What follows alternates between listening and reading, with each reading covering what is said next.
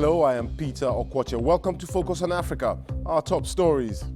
The African Union suspends Sudan with immediate effect until a civilian-led transitional authority is in place. Should the Transitional Military Council fail to hand over power to a civilian-led transitional authority without any further delay, Council will automatically impose punitive measures. The president of the Confederation of African Football, Ahmad, is detained in Paris for questioning. Zimbabwe's president, Emerson Mnangagwa, has been holding talks aimed at resolving the country's deepening political and economic crisis. Also on the program, the changing face of the continent. Cosmetic surgery is big business in Africa, but is the industry regulated tightly enough? They come to plastic surgery, they don't know the complications of plastic surgery. They are only looking at the end result.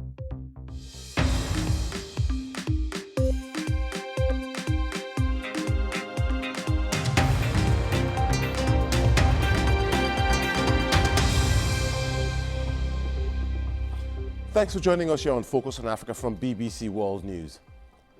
The African Union has suspended Sudan from all its activities until it forms a civilian-led transitional authority.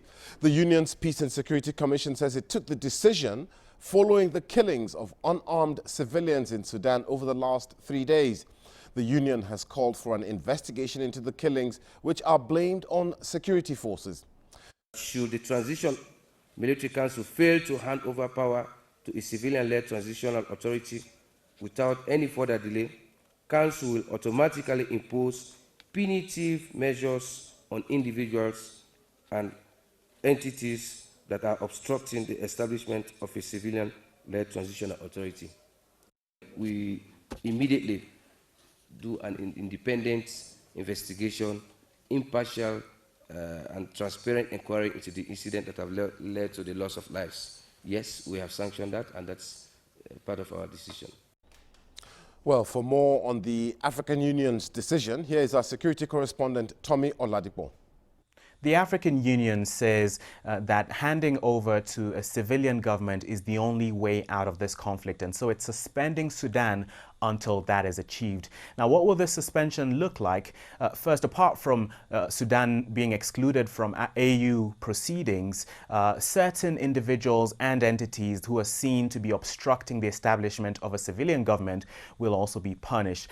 But it's worth noting that Sudan has the backing of the current chair of the AU, Abdel Fattah al-Sisi, who's also the president of Egypt. And in 2013, Egypt was suspended by the AU, so there are questions about the effectiveness of this current suspension. But some would say it's good to take action regardless. Now, on Friday, the Prime Minister of Ethiopia, Abiy Ahmed, and a regional delegation are expected in Khartoum, Sudan's capital, with the difficult task of bringing together the military and the opposition alliance to the negotiating table. Well, Sudanese authorities have now admitted that at least 61 people have been killed in violence in the past few days, but the opposition groups still say the number is more than 100. Catherine Biaruhanga has been following developments in Khartoum for us today. The street just behind me leads you to the former protest area outside the army headquarters. Just a few days ago, there would have been thousands of people walking down this street, going out to demonstrate for a civilian government. But today you can see it's quiet. We can't get much closer because there are members of the RSF militia group as well as government soldiers guarding the area. But what we've learned from eyewitnesses, protesters who were there on Monday morning when the area was attacked, is that they felt surrounded.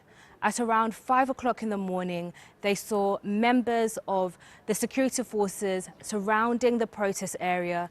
Gunshots came in from different directions. In some cases, there were snipers on the top of buildings. They say there was chaos, people running. Some tried to save those who were injured, but they were not able to.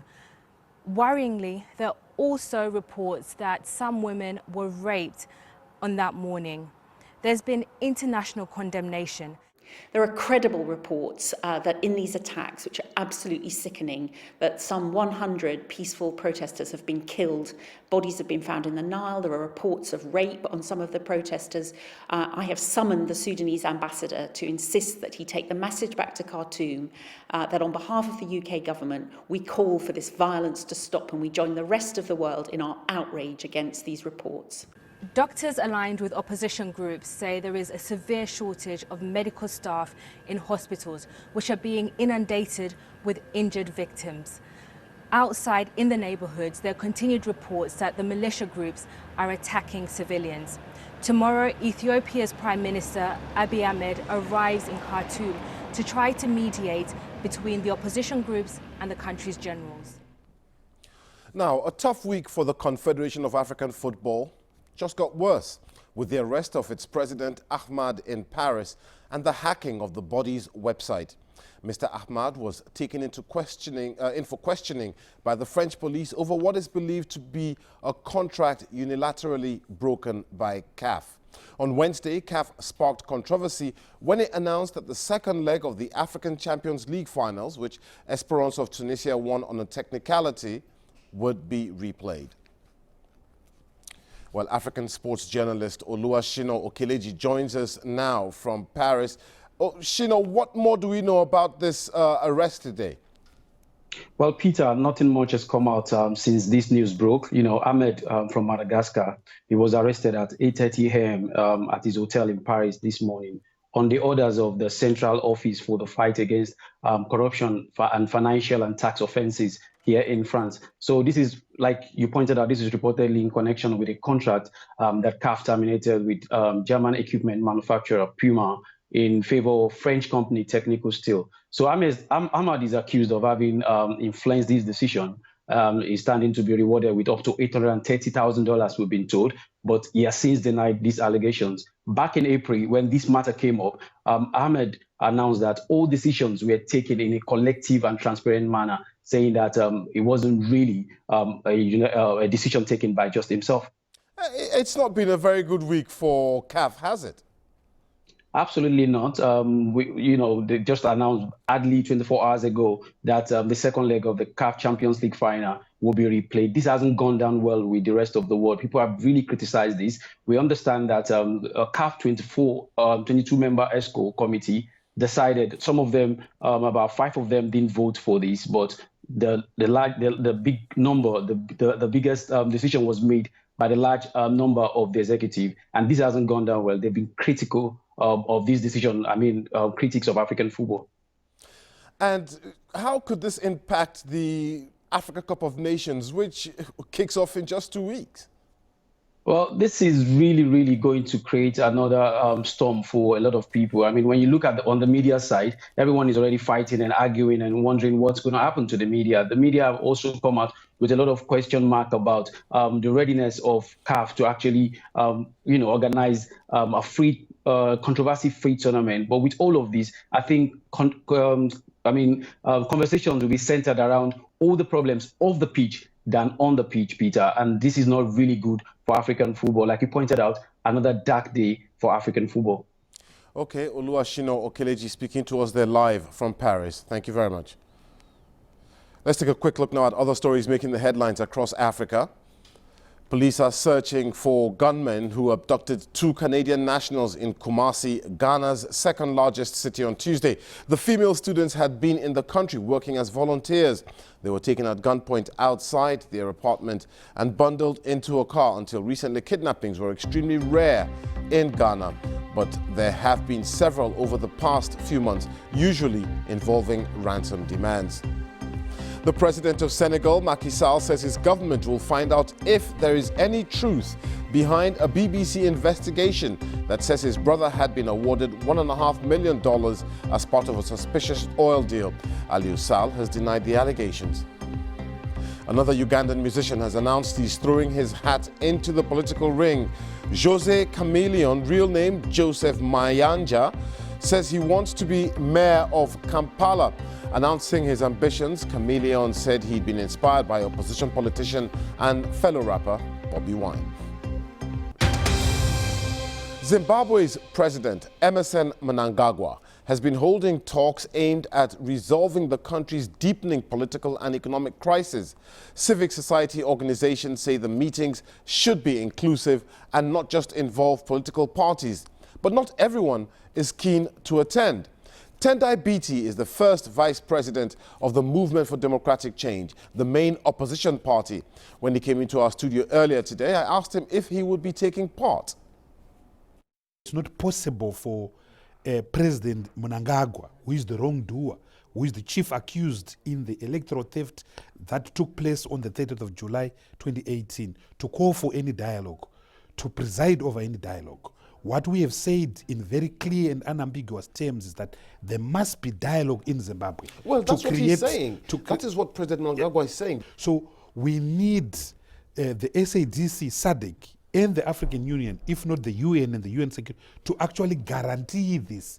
Remember, we've had dialogue before, the dialogue that ushered the Government of National Unity in 2009. So the second thing is that we require a facilitator appointed by an international organization, whether it's SADC, whether it's African Union. Are you not by this, to facilitate these talks? Mr. Biti, by saying this, are you not almost calling, what it seems like you're calling for international interference in the affairs of your country? There's a trust deficit. There's a trust deficit. So all we are simply saying is that Zimbabwe is an African problem, and therefore there must be an African solution underwritten by Africa itself. Now your government is talking to the European Union and seeing whether the EU can start to provide financial aid to your country. What's your view on this? Regrettably and very sadly, the feeling on the ground is that President Mugabe was in fact better. But you and I know that things were not easy under President Mugabe. We support a re-engagement of Zimbabwe by any country, whether it's the United States of America, whether it's the European Union, the United Kingdom, or it's Beijing.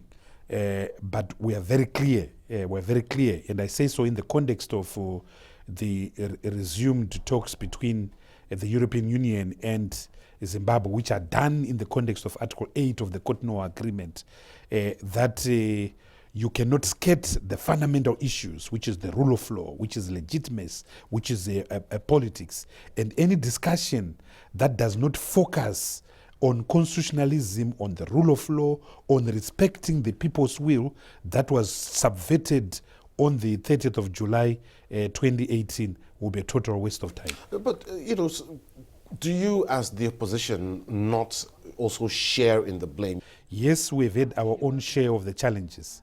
But the bottom line is that ZANU-PF, the ruling party, has authored what I will call, for lack of a better word, the essence, the gravamen of the Zimbabwean crisis. That's the Zimbabwean opposition leader of Tendai Biti from the MDC. This is Focus on Africa from BBC World News with me, Peter Okwoche. Still to come, can Nigeria make it 8th time lucky at the FIFA Women's World Cup? We assess the Super Falcons' chances at the tournament. That's in sports.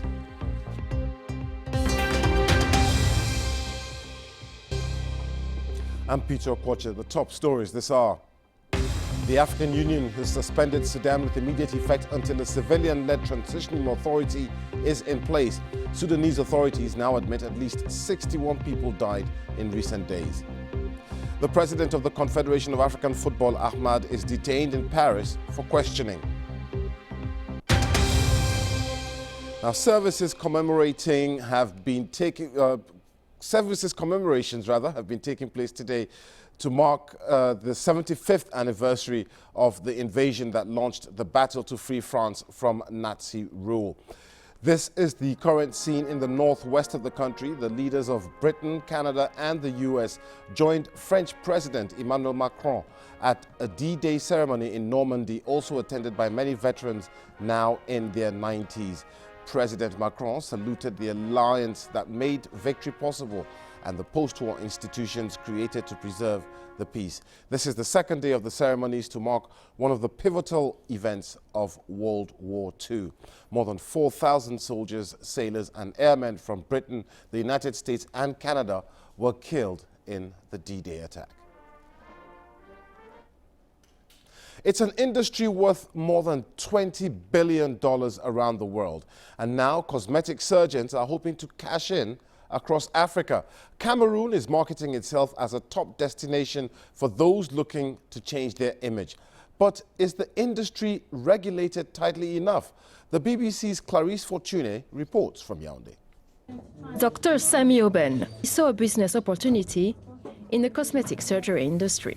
On average, Dr. Oben has 2 patients a week, which is small compared to the global cosmetic surgery market, which is expected to reach more than $21 billion in the next few years. But for Dr. Oben, the country is catching up.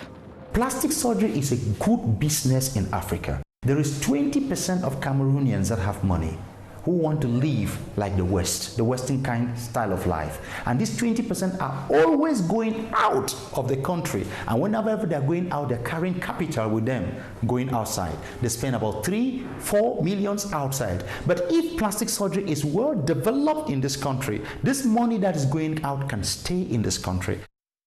Beatrice is one of Dr. Oben's patients. She showed me what she had done.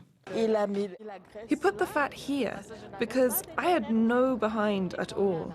The 45-year-old was going to have her procedure done in Tunisia when she heard the possibility to have it done in her own country for much cheaper.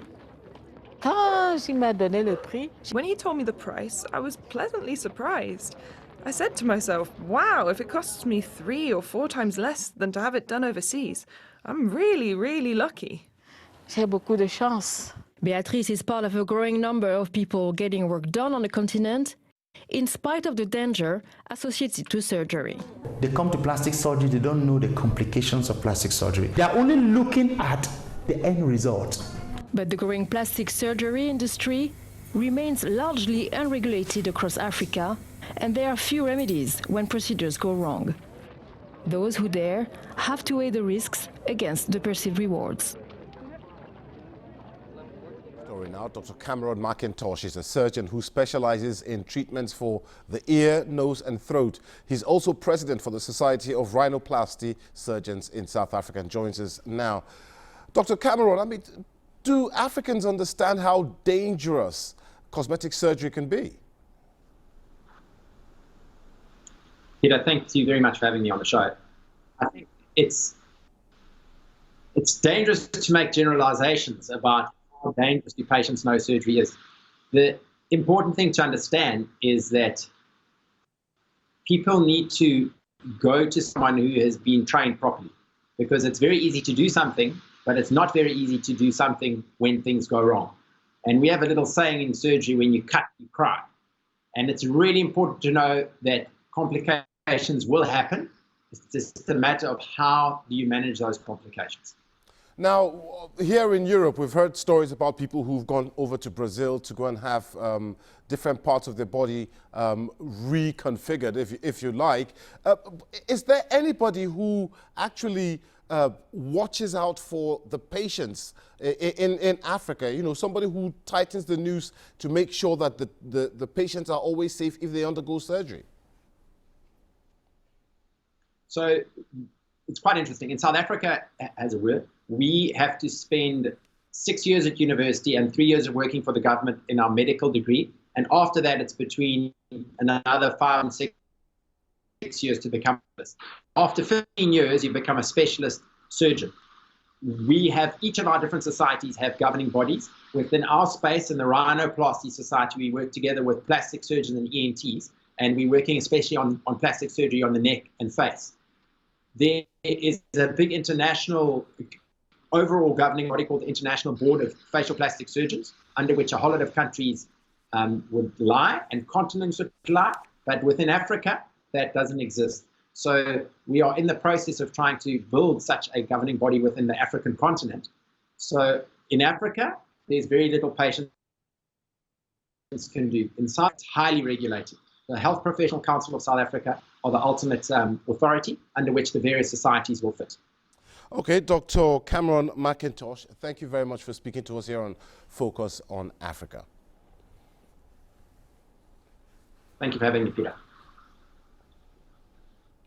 You're watching BBC Focus on Africa. It's now time for some sports. Now, we mentioned the arrest of the CAF president, Ahmad, earlier on in the program, but CAF's problems don't just end there. Esperance of Tunisia have lodged an appeal against Wednesday's decision by the Confederation of African Football that the second leg of the African Champions League final, which they won, would be replayed. The club have also refused to return the trophy and the medals they were awarded. Esperance had been awarded the victory after opponent Wydad Casablanca left the pitch following a disputed decision over a disallowed goal. Esperance club officials say they are appealing against the decision and the relevant international bodies.